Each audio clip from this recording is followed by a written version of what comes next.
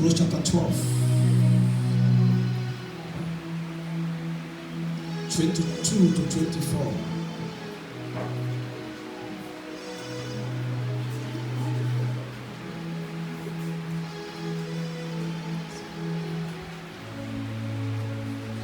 I want to read from 21 rather.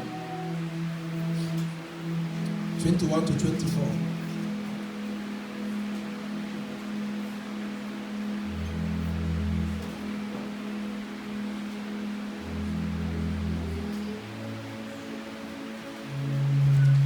And so terrible was the sight that Moses said, I exceedingly fear and quake. And so terrible was the sight that Moses said, I exceedingly fear and quake. Verse 22. But here I come unto Mount Zion, and unto the city of the living God, the heavenly Jerusalem, and to an innumerable company of angels, to the general assembly and the church of firstborn, which are written in heaven, and to God the judge of all, and to the spirits of just men made perfect. I'm going to teach briefly on the topic, the blessedness of his presence. The blessedness of his presence. Most people live on earth without for one day experiencing God's presence.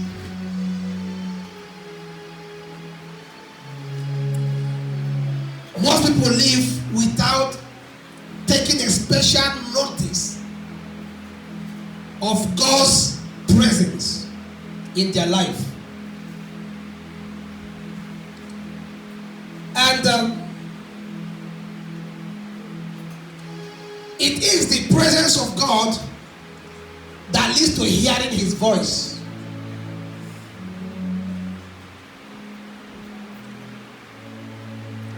In the book of 1 Samuel,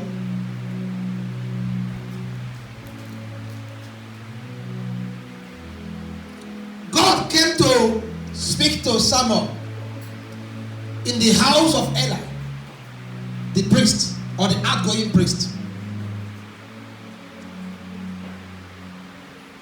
And while Samuel lived in the house of God, Samuel have not started hosting the presence of God.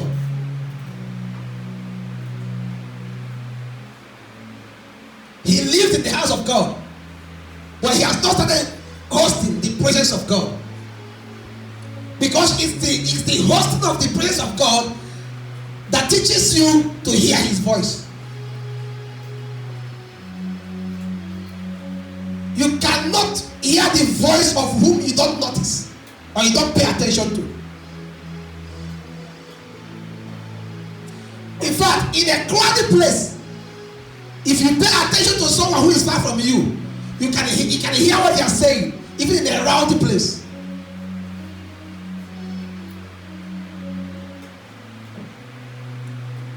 There are, even if they are saying to you with signs of mouth, you can hear their voice.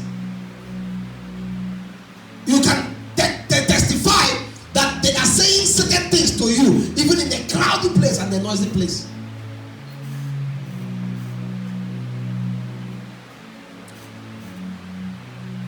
Every parent has an eye they give their child any place that their child understands. Hello, church. Parents has an eye. If you are with your mother, there's a way your mother will look at you without saying a word. In the presence of a stranger, you know what she just said. In fact, if you receive a beating after the meeting of the stranger, you have already known. Even when the parents is conversing with someone that had just visited them, and and they give you one or two eyes or a body language, you already know that after this person leaves, one beating. Your mother can tell you to close that door without saying it. You already know what your mother said. Because you are interested, you have mastered their presence. So when you master someone's presence, you know what they are saying to you at a given time. And people who don't hear God's voice lack direction in life. They are the ones whose life is being blown by every wave of life. Because they don't hear God. When you hear God, you have direction. And direction guarantees advancement in life. You cannot move forward without knowing where you are going to. Waves of problem, waves of attack will consume you and destroy you if you lack direction. I pray for somebody here. Receive direction. Hear the voice of God. Receive direction. Hear the voice of God. In the name of Jesus. In Psalm 91, the psalmist said, he that dwelleth in the secret place of the Most High of God shall abide under the shadow of what? Of the Almighty. He that dwelleth in the secret place of what? That is talking about he that stays in the presence of God shall abide under the shadow of the Almighty. Under his shadow guarantees coverage. It guarantees what? Coverage. That is why the Bible said in the psalmist said in Psalm 23 said, he is my Lord, what? My shepherd. The Lord is what? The Lord is my shepherd. I shall not want. Because he is a person who is being hosted in the presence of the Almighty. He is someone who is hiding in the presence of the Almighty. Being under the presence of the Almighty means that he becomes your shepherd. He becomes your provider. You will not lack. You will not be in trouble. He will guide you and protect you. That is the benefit of his presence.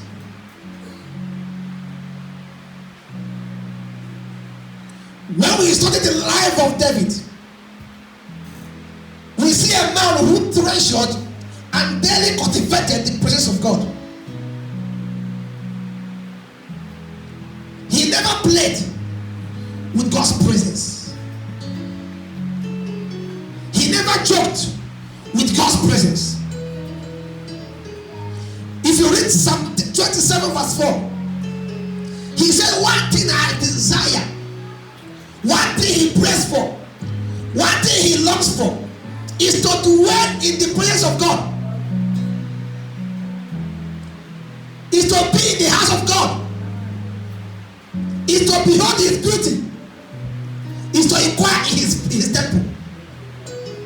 That nothing he desires most than this. He doesn't desire car, he doesn't desire house, he doesn't anything that bothers men. It's not what bothers him. What bothers him is to always dwell in God's presence. No wonder in Exodus chapter 34 that Moses said to God, I cannot move an inch if your presence is not going with me. You don't get it. It means I don't care what you have promised me in Canaan. You have said in Canaan is a land flowing with milk and honey. It's a land that everything is there. But I am not going there if your presence do not go with me. I won't move an inch. Even if they said that there's a, you see, in the Pastor Sherry's testimony today, even when the door has opened,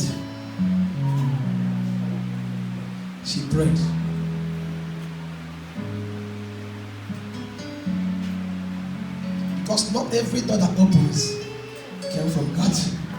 Some are traps. Not every door, be it door of business, be it door of marriage, be it door of new job, not every door. That is why sometimes there will be promising you something. There's a lady that came here some time ago. She already has a very good job. Very, very good job. Then she got promoted to a certain position to control some regions, some countries around this southern region in the company. One day she called me and said, I made a mistake to take that job. And I said to her, why? She said, I didn't pray. I said, why? Tell me. She said, I'm driving now. I will call you. I said, drop a voice note. I will listen. Then she says, since this job came, I have never witnessed a kind of attack. I am seeing now. Pray for me, man of God. The job came, turned her colleagues who were helping her grow to enemies.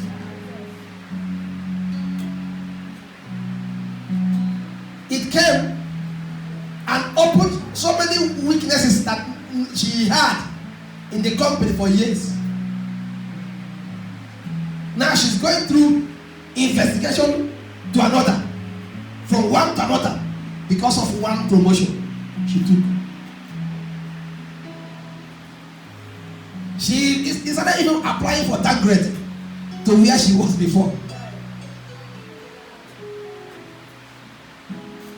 So not every open door is coming from God. And remember, they said new level, new devil. So before you accept that new level, try to conquer the devil. If the devil remains unconquered and you accept that new level, the devil will conquer you then. So Moses said, in as much as you have promised us everything in Canaan, if your presence do not go with us, we go nowhere. And God was issuing commands, telling him how they are going to conquer the next nation without his presence. And he said, no, sir. If your presence do not go with me, I go nowhere. So when you study the life of David, you will see a man who so much treasured the presence of God. In Psalm 23 verse 6, say, surely his goodness and mercy, surely his goodness and mercy shall follow us. That is what his presence guarantees. Surely his goodness and mercy shall follow us all the days of our life. And we shall dwell in the house of God. We shall dwell in the presence of God forever. You see, when you study this man, you see a man who treasured the presence. In Psalm 51, when he sinned, Psalm 51 verse 11, he said to God, the thing that mattered most to him was the presence. Cast me not away from your presence. Please, sir, do whatever you want to do to me. I have sinned. My sin is before you. You can see it. I sinned, clearly I sinned. But sir, please, you see your presence. Take everything away from me. Take everything you want to take. Take it. Take the house, take the car, take the children, take everything. But you see your presence, sir. Do not cast me away from your presence. Restore to me your spirit. Let your presence be with me. Let your presence be around me. Because your presence will bring back anything that goes. He's a man. Because he saw, he witnessed the absence of his presence in the life of King Saul. He witnessed the absence of God's presence in the life of King Saul. In 1 Samuel 16 verse 4. The Bible said that when the presence of God departed the life of Samuel, the evil spirits began to torment him. Hey, sir. The absence of God's presence brings evil torments. Is your life going through torments? From financial torments to health torments to life torments? Please verify the presence of who is around you.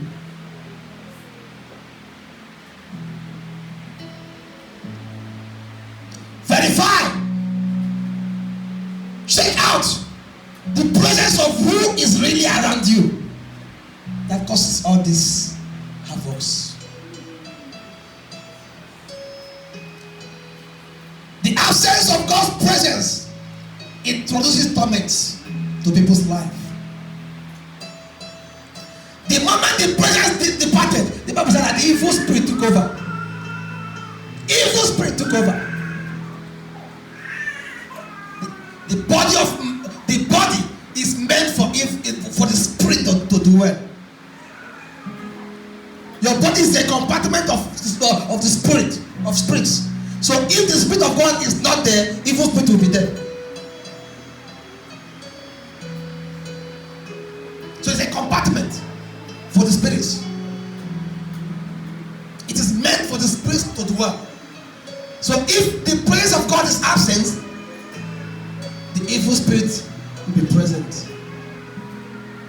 Now notice in that verse that when the evil spirit comes, they went to go and seek for David a carrier of God's presence. Go back to the deep place. They went and sought for David, the son of Jesse, who carries the presence of God, to come, so that anytime he's around him with the presence of God, the evil spirit departs.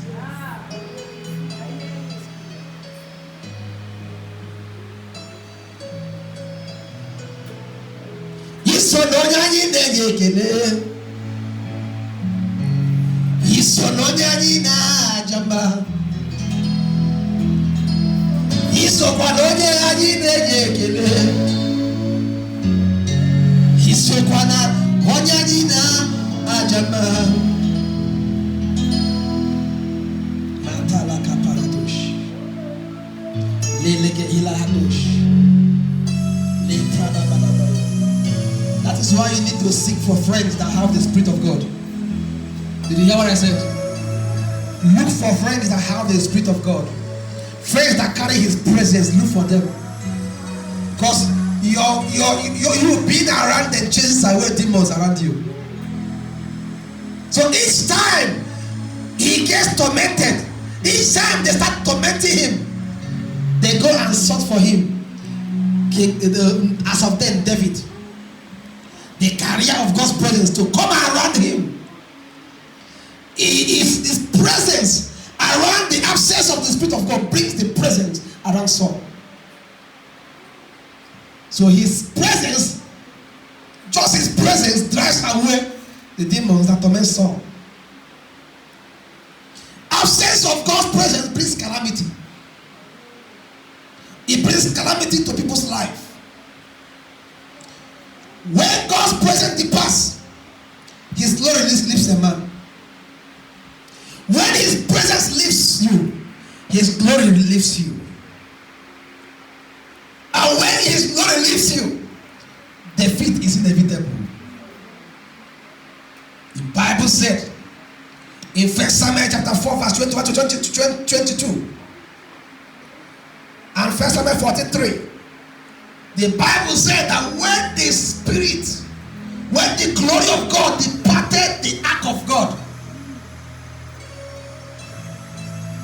the people of Israel, each time they go into battle, usually they win with their bare hands and with their praise instruments. But when the war gets tough, they bring the ark of God in the war zone. And each time the ark of God arrives, victory is almost, in fact, 200% guaranteed that they will win. But one day, they never knew that the presence of God had departed the ark. They never knew that God does not just dwell. He is a God who decides to be wherever he wants to be. Out of provocation, he has left the ark. So the ark has become an empty entity. When they brought the ark and the ark arrived, the Israel was so confident with this ark. So that is why you must be careful with God's being familiarity with God. Be careful with over familiarity. I know God. I know this is what he can do and what he cannot do. You don't know God. The more I know him, the more I want to know him. Jesus.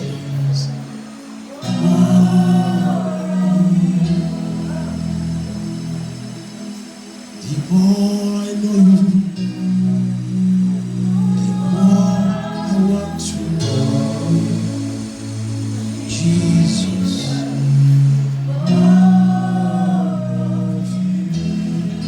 The more you try to know him, the more you realize that you have not even come close to him.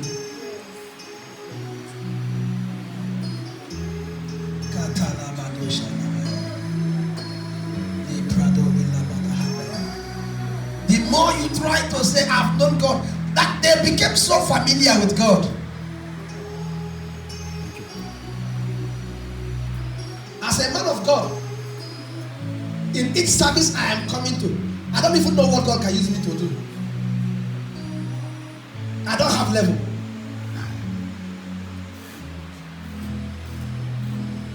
I don't cap myself. Simply because I know that it is God that is using me as a vessel. So he can decide to use me to heal a lame, a blind man, bring back a dead to life, do whatever he wants to do to his own glory. I don't do that. He do it through me. So there is no level I place myself. This is my level. No, I don't have levels. God is the level. God is the level. So they already believed that once you bring the ark, no matter our relationship with ark, it will to cause the enemies. Surprisingly, they brought the ark to the war front, and the ark didn't do anything. In fact, the enemies carried the ark. You know what it means to see the enemy carry what you think is God, your God, carry your God and be going.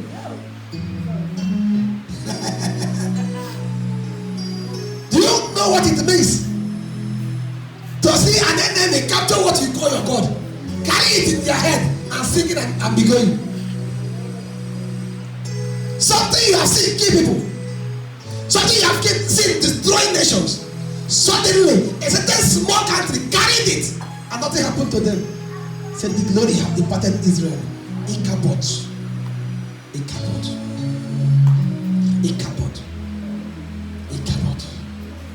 A woman that was pregnant. The moment they took it, they killed the two sons of the priest. The priest had it and stopped and died. The wife of one of the sons who was pregnant heard about it and just gave birth to the child instantly. And they said, what shall we call your child? He said, call him Ichabod. For the glory have departed. The presence of God have just left. This is calamity. Something has just happened. This is calamity. This is trouble. This is problem. Something that has not happened before has happened. For God have left us. Child of God, no matter what you do, don't allow his presence to depart. So many of you come to church, you don't even know that you have come to contact the presence of God. You have come in contact with something. There's no day you should come to church and live the same. No day. Unless you don't know where you went. That is why he said, so terrible was the presence, so terrible was the sight that Moses trembled. Moses trembled. Moses exceedingly quaked. Said Moses was so scared. We are feeling his presence from far. It's more than feeling. We experience it from far. Because no one comes in contact with him and lives. He can't.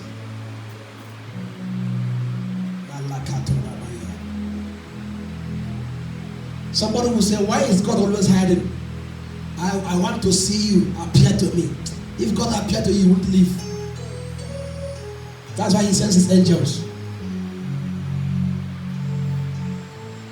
If God appeared to you, if he appears to you directly,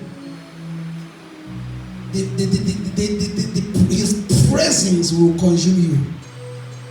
You will melt. That is why he said to Moses, and nobody sees my face and lives. You think it's a joke?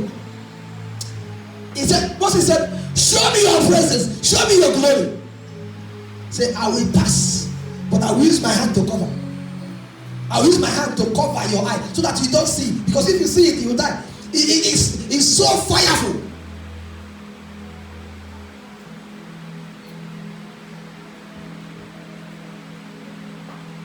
Three dimensions of his presence. Number one is the omnipresence. Three dimensions of his presence. Number one is what? Omnipresence. Psalm 139 verse 7. Say, whither shall I go from thy spirit?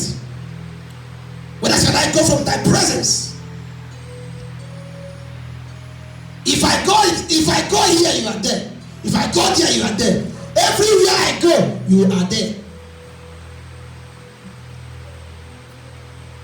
That is the dimension that explains that God is everywhere at the same time. We are living in his omnipresence. This dimension of his presence do not control.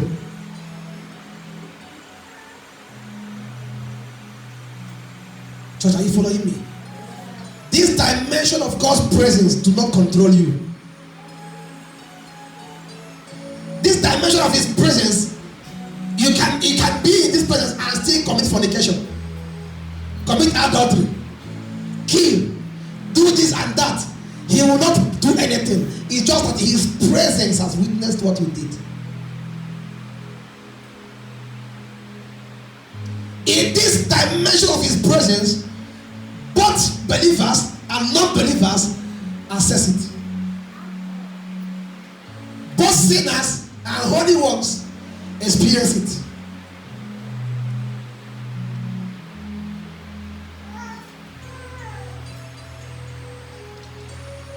The second dimension of his presence is the indwelling presence of God.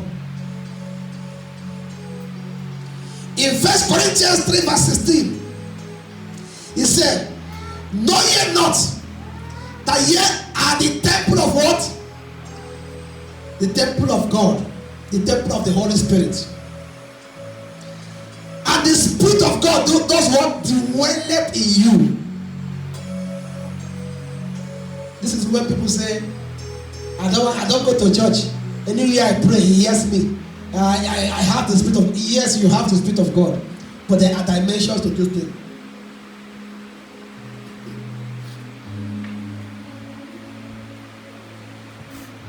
This one is the Spirit of God planted in you to guide you, to direct you, and to witness through you. But there is another dimension, the third dimension of his presence is the manifesting presence of God. These are the type of presence that you can only access through encounters, like coming to church on Sundays.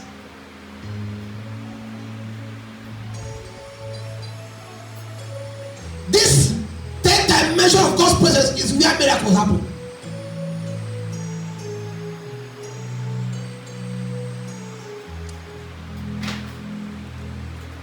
In Exodus chapter 3 verse 2,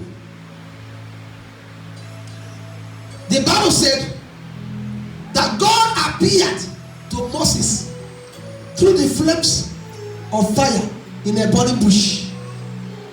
That's the manifesting presence of God. When the presence of God is in action. When the presence of God is put into work. So he appeared to Moses through the flames. He just saw the bush burning. Brother, do you know what it is to just look up and you see a bush burning? And you see that the bush is burning, but leaves are still green. He approached to go and know what is going on. And he had his name through the thick burning bush. Moses, Moses. Have God called your name before? How did you feel when you heard his voice? So many people have not even heard God's voice. That's why they behave in that. If you can always hear God's voice, there are extra things there are things you cannot do. There are temptations that will come your way and the voice will come, my son, don't do that. This is temptation. Remember who you are. Just remember who you are. My daughter, remember who you are. Don't do that. Don't allow that. A business will come. I say, this is not from me. It doesn't speak too much. The Bible said that while Elijah waited for the voice, the earthquake came. The voice was not there. Until he came to a small still voice. A small still voice. So life is easier when you hear God. Desire to hear God. Brethren, desire to hear God. You are driving to work. Ask God, what are you saying today? You are going to your business. Desire to hear what God is saying for the day. It will save you from many dangers of life. It will take you away from problems of life.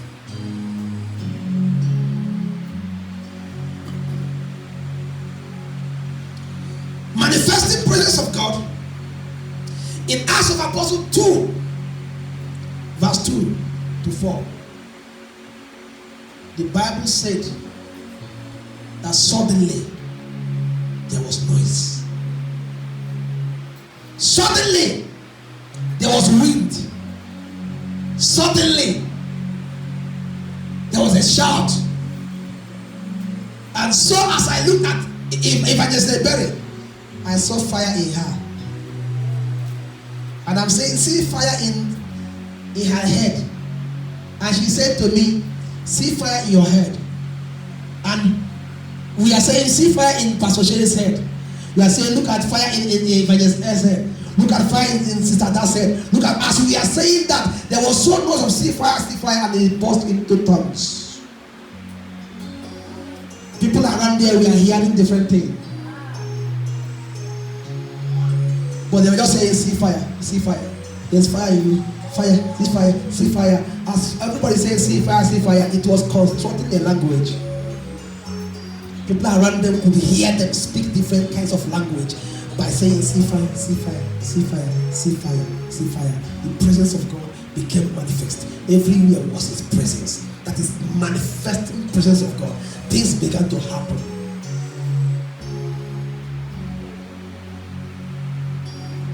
We are talking about the presence of God in 2 Chronicles chapter 7 verse 1 and 2. The Bible said that when it came after Samuel finished praying, that the priests could not enter.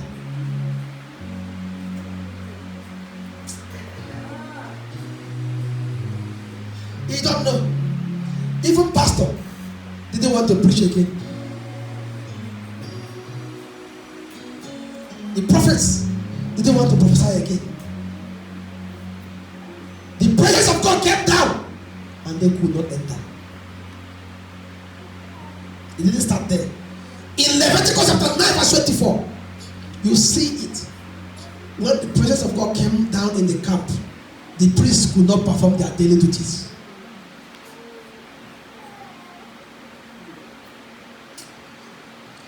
Sir, when you witness the presence, you can even be coming out of 1 hour prayer and they say, go in and pray.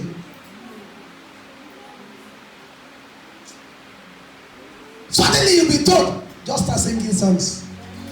Just worship. Don't pray, worship me. Sometimes in the service here, we'll finish the service. You'll be saying things as a prophet you want to say, and the Lord said, what are you going to prophesy again? I've done the job. Just praise.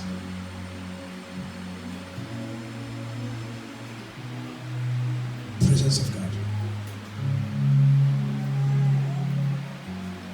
When you encounter, it only happens by encounter. That is why the Bible said, for ye have come to Mount Zion, the city of the living God. Ye have come to Mount Zion, unto the city of the living God, the heavenly Jerusalem, and to an innumerable company of angels. Some of you don't even know what happens when you encounter, when you come to church. You are rubbing hands with angels. The seat you are seated, an angel might be lapping you.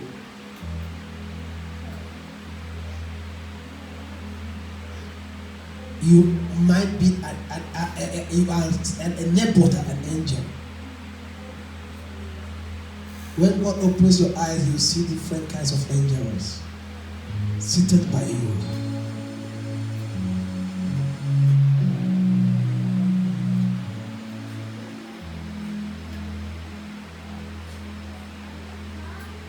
Cast me not, O gentle Savior. Hear my humble cry. Why others are thou calling to do not pass me by? There is a race I must run. There are duties to be won. Give me power every hour to make it through. There is a race I must run. There are duties to be won. Give me power every hour. We're going to complete the sermon next Sunday. Be on your feet.